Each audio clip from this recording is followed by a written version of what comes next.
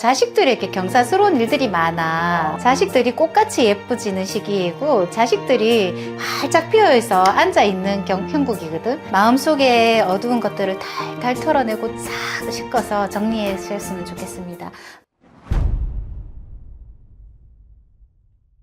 안녕하세요. 행운신당 도움보살입니다. 반갑습니다, 선생님. 네, 반갑습니다. 오늘 알아볼 주제는 2025년 을사년 1964년생 62세 용띠운세입니다. 우리 용띠분들은 62년 인생을 살아오면서 어떤 상황과 일들이 가장 힘들었었을까요?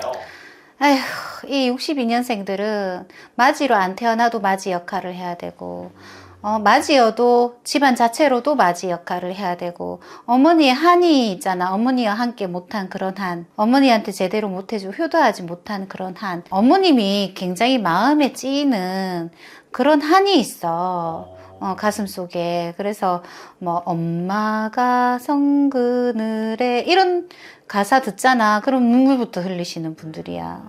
엄마에 대한. 부모에 대한 애정이 좀 강했네요.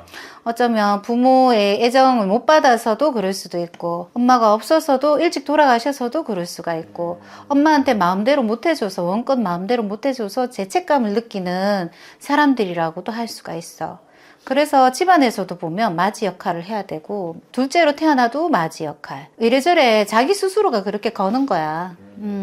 어떻게 보면 조금 초년, 중년 이때도 그 집안의 맞이 역할, 어떻게 보면 가장 역할까지도 그렇지. 가장 역할까지도 해야 되고, 어찌 보면 엄마가 일찍 돌아가셔가지고, 엄마가 일찍 어떻게 되셔가지고, 자기가 그 엄마를 그리워하면서 어린 시절을 어른 아닌 왜 일찍 어른이 되어 있는 그런 사람들이 있잖아. 그런 사람들이 많은 연생이야. 좀 정말 젊었을 때부터 자수성가하신 분들도 많을 것 같아요. 자수성가하신 분들도 많고, 절에 들어가시는 분들도 많고, 이 비구니라든가 절의 스님이라든가 종교인들이 많아.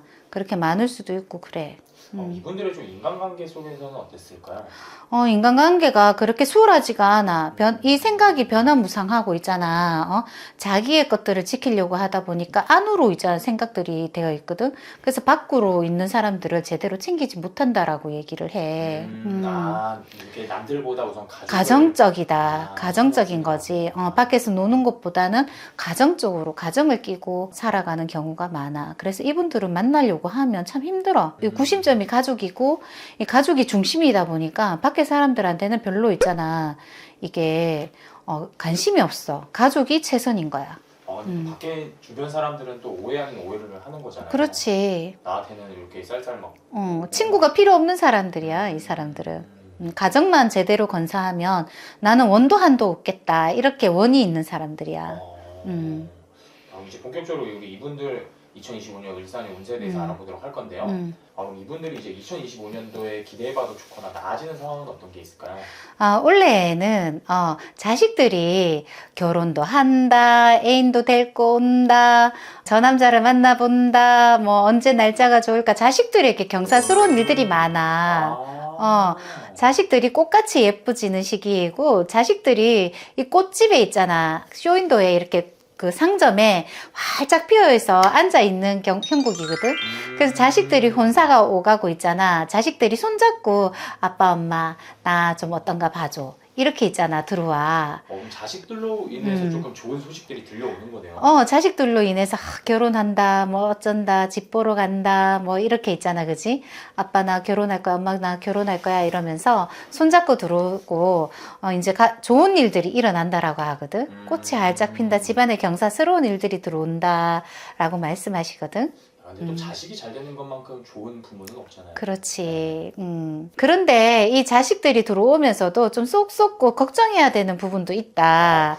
왜냐하면 이 결혼을 하게 되면 궁합도 보러 가야 되고, 그리고 아이들 살 집이라든가 이런 것들도 알아봐야 되고, 이런 것들이 있기 때문에 양가 집안이라든가 해야 되나 말아야 되나 생각으로 밤새 걱정한다. 걱정해.